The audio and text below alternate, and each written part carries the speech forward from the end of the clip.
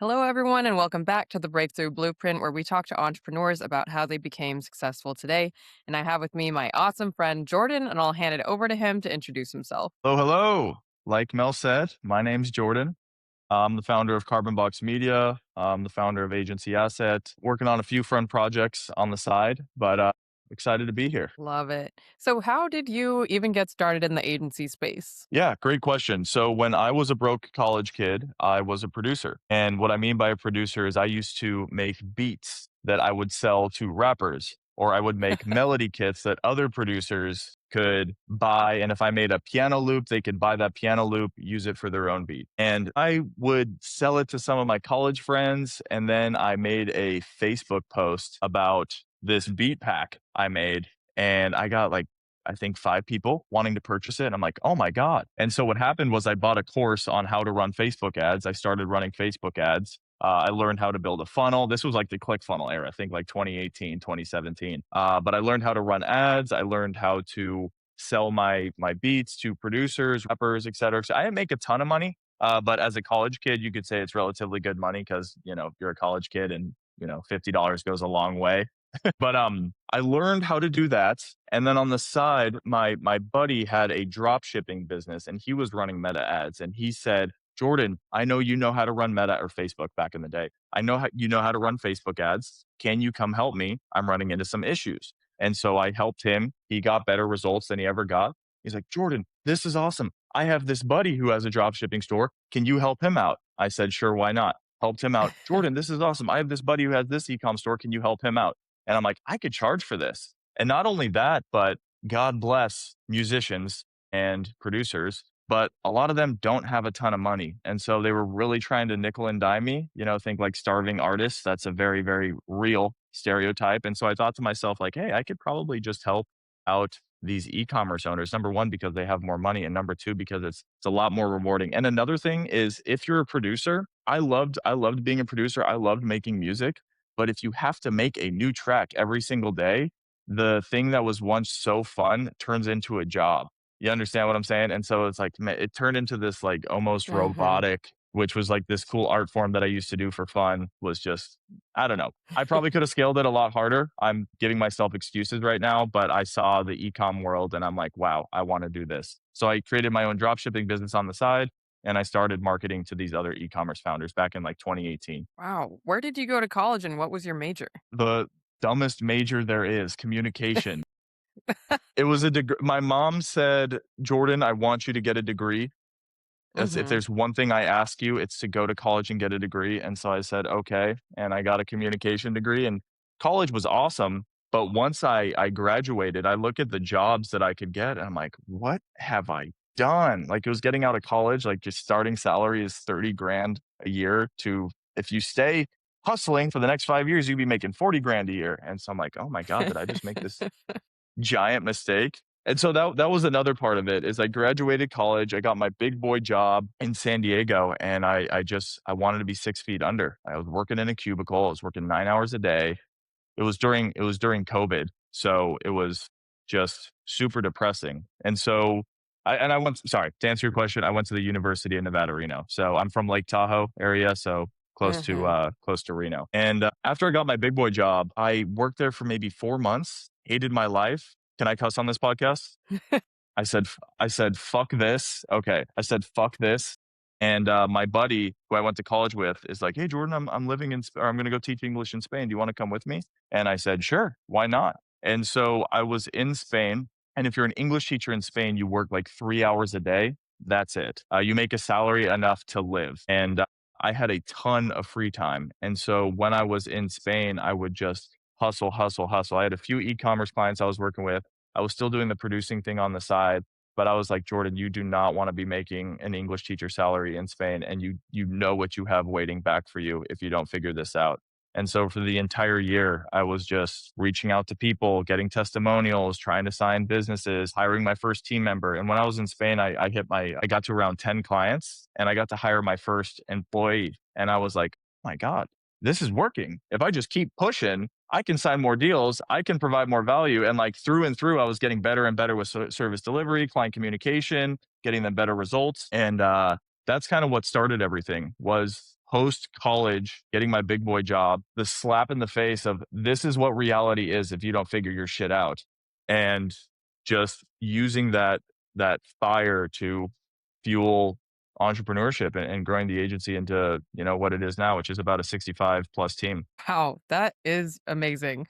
That's really, really cool. I love that story. So, what were the biggest steps going from that first hire back in the day to getting to 65 people? Like, what kind of coaching did you do? Yeah, I bought one course on how to start an agency.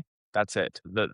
I recently went to Agency Founders in Dubai, and that was back in February of Mhm. 2026. It's now March.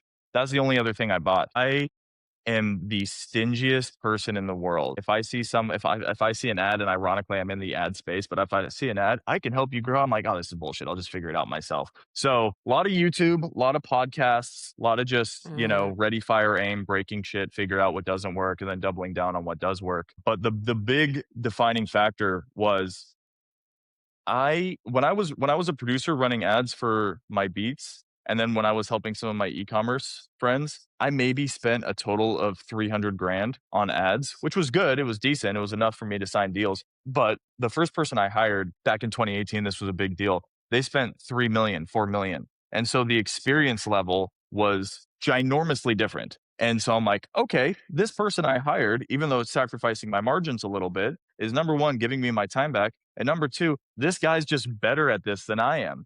And so I think a huge pivotal point was I'm just going to focus on getting this guy more clientele because he's better than me. And I would rather give my clients his service rather than my service just because he had so much more ad spend at the time.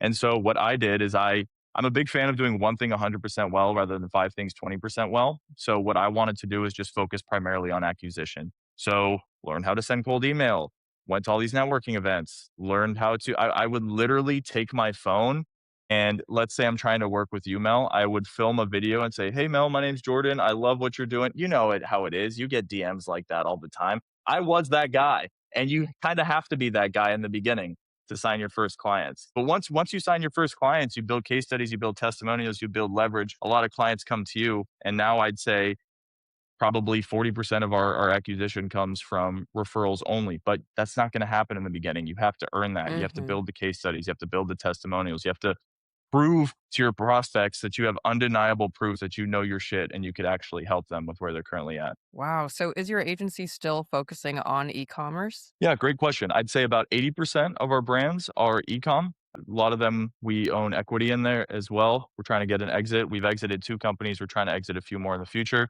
And then 20%, which we're trying to widen this to 30, 40%, are info guys, traders, think coaches, think I help females in the business world get that promotion, women's dating coaches, trading platforms, stuff that's pure margins, stuff where you don't have to worry about COGS, OPEX, shipping, the Suez Canal getting blocked. There's almost a war going on in Iran. Like, I don't know if you're running ads, Mel, but like early March hit a lot of marketers super, super hard. And if you have shipping and margins and product and a factory and all this extra expenses, ecom can be one of the most rewarding things you do in your life. But at the same time, like if you have a guy who has great social proof and a really good offer and he's selling his, service for 3K, that's 97% margin, you know? So we're trying to lean more into that with like a rev share model. But for the time being, 80% of our clientele is ecom and we love ecom. That's our bread and butter. Oh, that's awesome. And so, for the companies that you exited with, like, how do you go about approaching that partnership? Yes. I'm on a podcast, so obviously I'm trying to make myself look good. Majority of the story or the moral, not the moral of the story, but what normally happens is we have gotten equity in brands where we take them from 20K a month to 700K a month in about a year, which is awesome. And we've earned the equity conversation. And once we approach the equity conversation, they say, yeah, this is awesome. I want to give you X percentage of my company. This is super great. We're like, cool. Okay. So this is our exit plan. These are the KPIs we need to hit. We have a 2 year exit plan. If we can't hit it in 2 years, this is our 3 year exit plan, just building a full fledged exit plan. The one thing you can't predict, and this is going to make me sound a little sociopathic, but it's the truth. You can't predict a person. You can't predict a founder. And if we get equity in a company and we're growing them, and then the person that we get equity in 2 years down the road gets shiny object syndrome and he wants to go start building boats in Florida, and he's like, I don't know if I really want to do the econ. I don't like this anymore. I'm passionate about this now. Well, dude, thank you, but we still have X percentage of the company. And since we're a minority stake, we have no say in what you do. And our best partnerships are product based founders. We're really good at marketing. If they're really good at building a product, cool. We can scale this thing to frickin' Mars. But what we're doing right now is there's this ginormous filtering process to see if equity is even worth the conversation. And 99% of the time, it's not. The signs of actually getting equity with somebody is number one, they've exited a company in the past. Number two, they have a clear KPI. This is my 5 year, 4 year, 3 year plan of what I want to exit. This is my gold standard, my silver standard, and bronze standard. Like if I'm going to spend $100,000 for the next 3 months, if we're doing bronze, which means we're not getting the returns that we want, but we're still getting something decently, this is what we need to do. We're getting silver, cool. This is our average. This is our standard. This is what we need to do. And if we're getting gold, cool, then maybe we need to talk about selling it a little bit earlier because the multiple will be higher because it's scaling faster.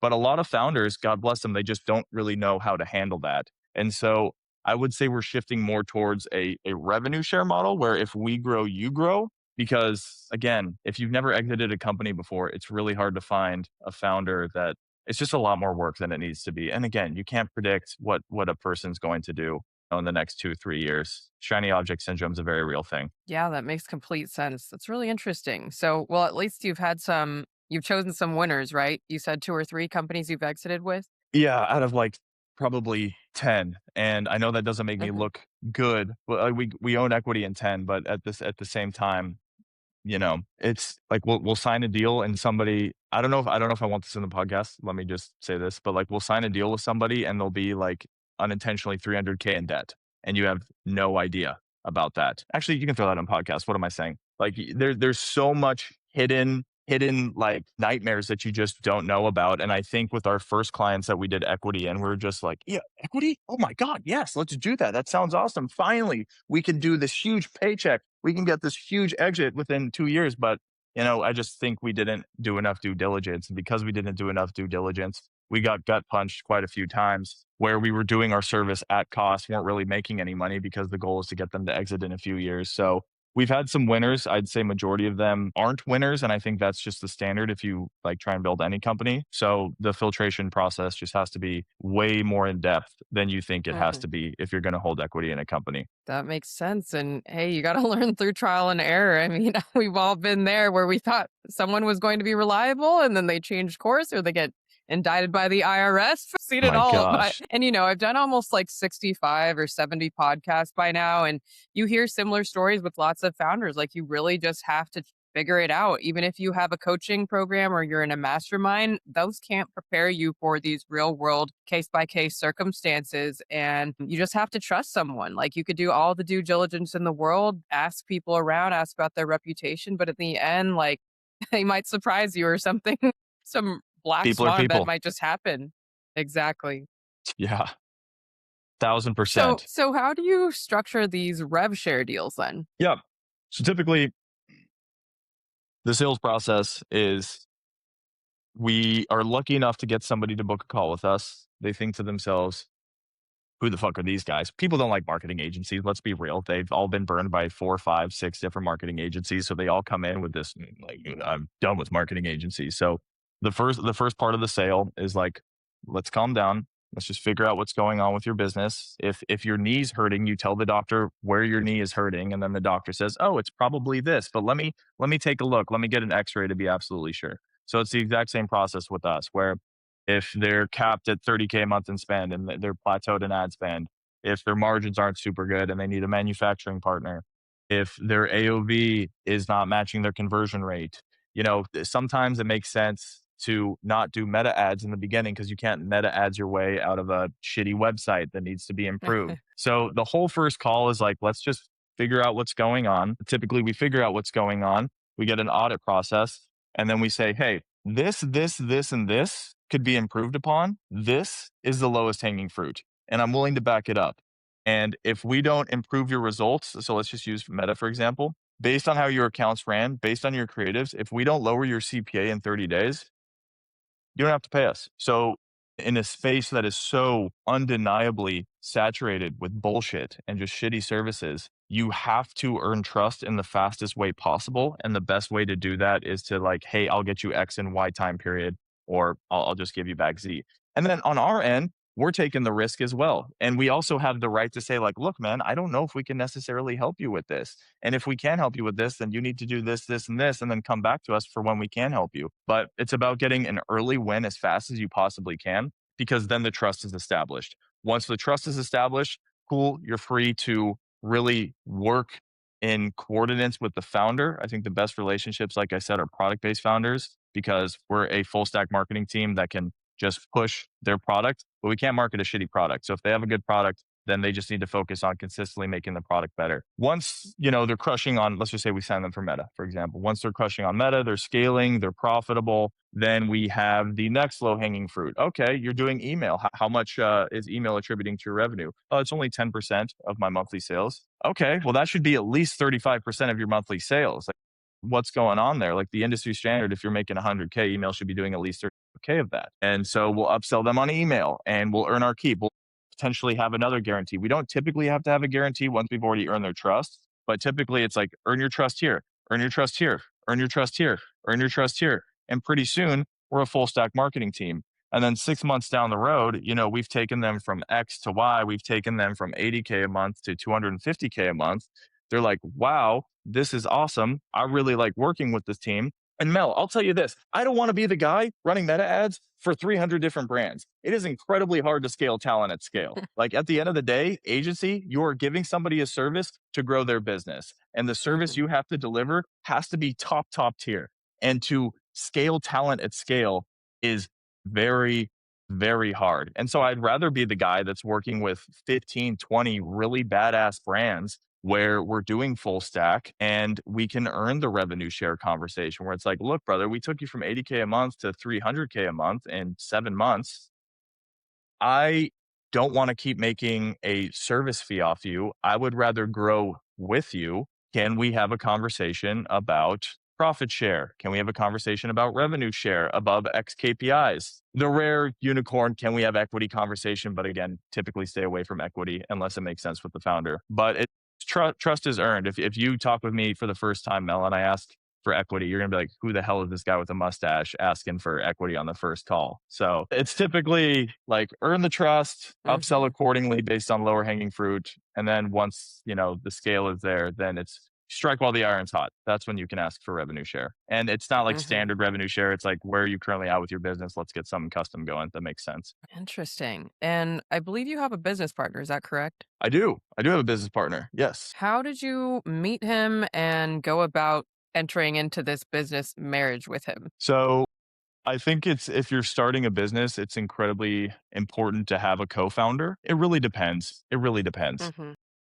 People say if you have a co-founder, the only way you should have a co-founder, the only reason you should have a co-founder is because they have a skill set that you don't, and vice versa. You have a skill set that they don't. So you guys sync very well. I was a kid freshly out of college and I didn't want to start a business by myself. And he was the only entrepreneurial friend that I had. And so we both kind of had this like grind, Rocky montage of like, let's just go. We need to sign as many deals as possible. And that's fine in the beginning. But what we've done recently is we've been in the agency space for 3 to 4 years. And what I think the agency is so good at is being an asset that you can plug and play into other businesses. And so if an awesome opportunity comes around, one of the biggest bottlenecks for these companies is like, hey, I don't have a budget to hire a full-fledged marketing team, or I don't know the first thing about how to run ads for a D2C brand, email, Meta, Google, SEO, TikTok, CR, AI. Oh my gosh, I should be ranking on these LLMs. How do I do that?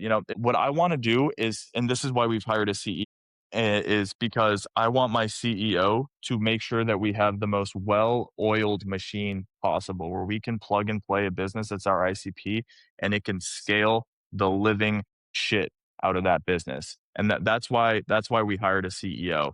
And so going back to the co-founder dynamic that we have, my co-founder is focusing on business opportunities that have to do with SaaS. So for example, we recently acquired an AI agency. And so we're trying to find he's based in LA, so he's trying to find these SaaS companies that are doing, 10K, 20K a month, and we could come in, plug a machine of marketing, scale the living shit out of it. And if we can improve the margins with, what we're doing with our AI team, cool. And then for me, I'm starting to focus on my personal brand. I'm starting to help other agencies grow.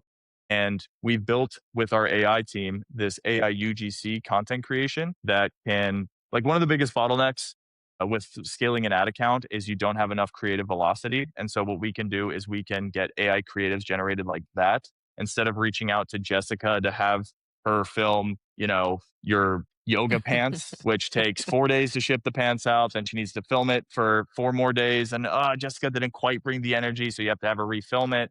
And let's just say it's a Mother's Day campaign. If it takes you 2 weeks Mhm. to get that content back, number one, it's already Mother's Day. You're running out of time. And number two, like, it gets $500 to spend with zero purchases. So that you just wasted all that time. And so anyway, you're talking about co-founders, but the whole point is, like, we we have all these offers that can bring solutions to all of these different opportunities that present themselves. And so we've hired a CEO to make sure we have the best marketing agency that there possibly is going into 2026, 2027, 2028, and beyond. Because marketing is never going Mhm. to die. People will always need net new customers at a profitable rate. What I want to focus on as the founder, and same with my co-founder, is he wants to focus on opportunities that present themselves in LA.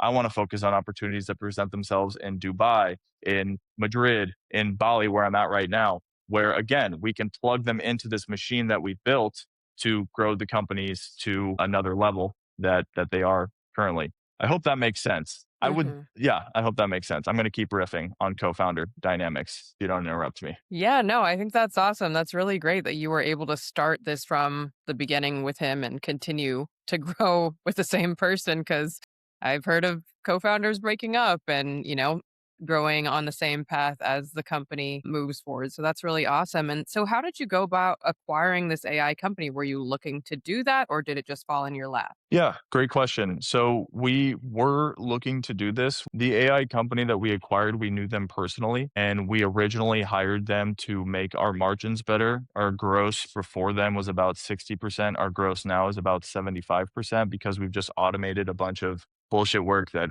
we don't really need to be involved in anymore. We could just have AI do it. So we didn't acquire an AI agency because AI the hot topic and we can sell AI services. We built it because we wanted to improve our margins internally. And so, like, going back to the AI UGC that we can create, it's very expensive to reach out to content creators. That was a huge, huge hole in our wallet at the end of the day if we're trying to scale these brands, because we would have to pay for the content creators, deal with the chit chat, et cetera, et cetera. So if we can generate this AI UGC content like that, we can test it. Not only is the ad account going to scale much, much faster, but we don't have to worry about content creators, paying them, negotiations. Look, like, UGC and people is very good. It should absolutely be a part of your ad account, but it's not the whole story. So how do we go about acquiring the AI agency? We worked with them. We were their biggest customer and we're like, hey, do you guys just want to come internally? Like, we know how to market this pretty well. Let's fix our margins and then let's do like a 50-50 split where we essentially use our marketing knowledge to sign more deals for AI, build these new platforms that solve our problems internally as agencies. If we can solve our own problem internally, then eventually we can market that to solve other agency problems in the future. That's how we went about acquiring an AI agency, is just to solve our own issues and then said, hey, come on internally. Let's market this together. It's awesome. And so, as at the beginning, when they started automating more of these, tasks that humans didn't need to do, did you also lay people off? This is a tough one. This is a tough one. And Monik Bond talks about this, the founder of Search Hmm. Atlas. Shout out Monik. AI is not there to replace your team. It's there to 5x your team. Okay. It's not there to replace your team. It's there to 5x one person's input or output, excuse me.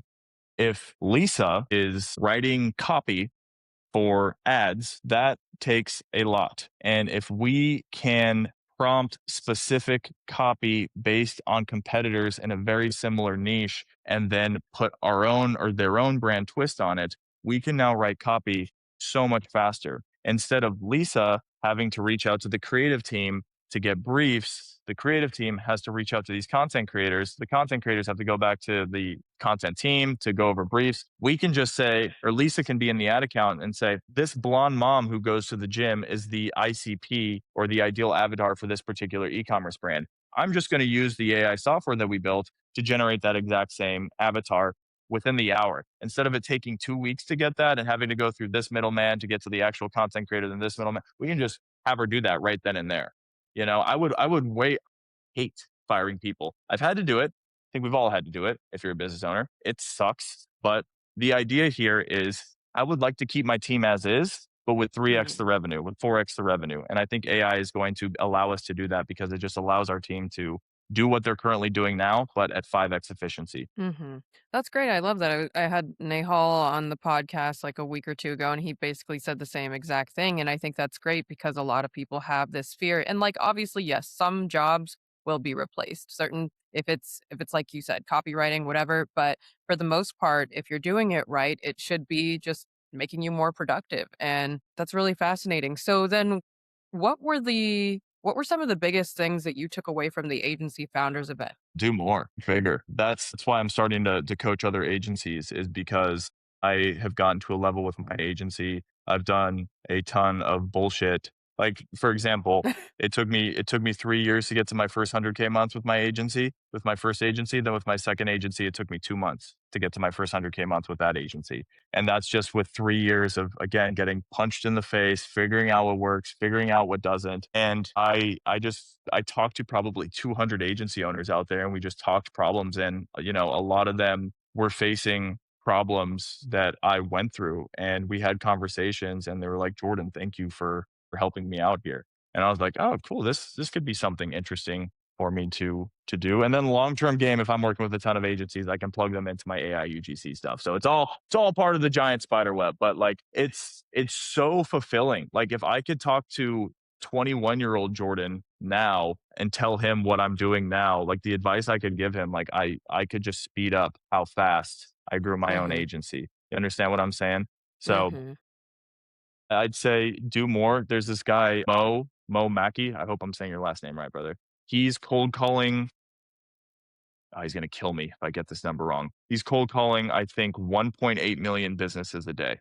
I'm sending 44,000 cold emails a day. I thought that was a lot. Like going to these events, and I'm a decently sized agency, but it's incredibly nice to get humbled by an agency that's doing 4 million a month. It's like, okay, I'm still a small fish. I don't know what I'm talking about.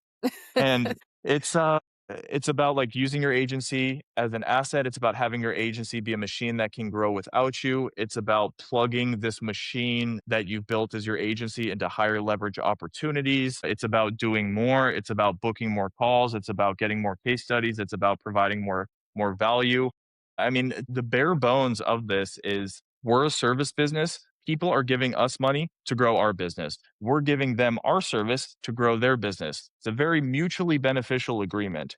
And so, how can we ensure that we deliver the best possible service there is? Because if we can and we have undeniable proof, which right now our website is like 170 case studies and testimonials and stuff like that. The goal is like, how can we continue to like build leverage, build leverage, build leverage, sign better brands, sign better brands, sign better brands, find better opportunities that have a 10x multiple within the year, and just do more, scale, but scale talent at scale delivery at scale, not just be the agency that says yes to everything, but the agency that says yes to the right opportunity and has the machine built to handle that opportunity. Interesting, and I know you said you're focusing more on building your personal brand, like, Mhm. what does that look like on a daily or weekly basis for you? Oh, it is. There's no structure whatsoever.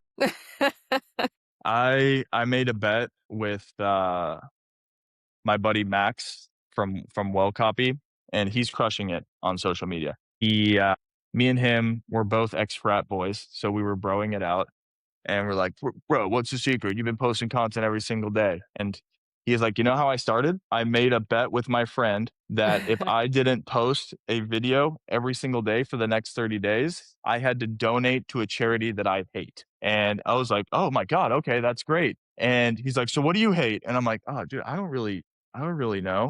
And eventually we agreed Nazis. So my idea was if I didn't post every single day for the next 30 days, I had to donate 5K to the Nazi party, which I'm not going to do that, right? I have to post every single day, but posting content sucks. And I think it's like going to nobody wants to go to the gym until you go to the gym for a month and it becomes a habit. I think that's the same thing with content. It's like nobody wants to go to the gym until you start looking jacked. Nobody wants to start posting content until you start getting leads, booking calls, getting people that say like, "Hey, thank you for this post, bro. It really helped me out with X." And I think in the beginning with content, you're just eating shit until you're not. Same with going to the gym. You know, Is there a rule that it has to be you actually recording it, or is there an AI rule uh, there? I mean, we didn't sign a contract by any means. There's no like specific. It was just more so to like post every single day and get in the habit of posting every single day. Typically, what I found the best is, I'll hop on a call with a client, I'll go in Slack or, post the agency event that I went to. I'll just be like, oh, okay, these are like 20 problems people told me about. These are the answers I gave them. Why not film content about it? So Mhm. right now it's just talking head. And right now, Mel, it's just about getting reps in. I don't have a ton of followers. I'm at like 2.5K, something like that. I went from 800 to 2.5K in under a month. Sick. That's awesome. Still trying to grow. But I don't know what I don't know yet. And so the best way for me to go is just like talking head, getting my thoughts out, getting my thoughts out. And then maybe I'll hire an editor to make it aesthetic or premium. But like right now, it's just like, this is what's in my head. I need to get reps in. It's going to get better as I go. And it's just about starting and Mhm. again, figuring it out, figuring out what resonates. Definitely, I completely agree. Yeah. I mean, the reason so I started taking content seriously last like August, September, and it was because I went to Creator Hub, which is hosted or Icon put it together. Do you know Icon? Yeah, Icon's the man. Yeah. Yeah. Yeah, so he hosted that. A bunch of us from Medellin went to that, and it changed my life because I saw and met all of these people, these huge influencers with millions of followers. And I realized there's no difference between me and them other than they had been consistent for a longer period of time. And I was like, oh my gosh, I should have started my podcast a long time ago because I love listening to podcasts. But most of the podcasts I listen to, other than maybe like Cody Sanchez, are hosted by men. And when I did the research, only 7% of business podcasts are hosted by women.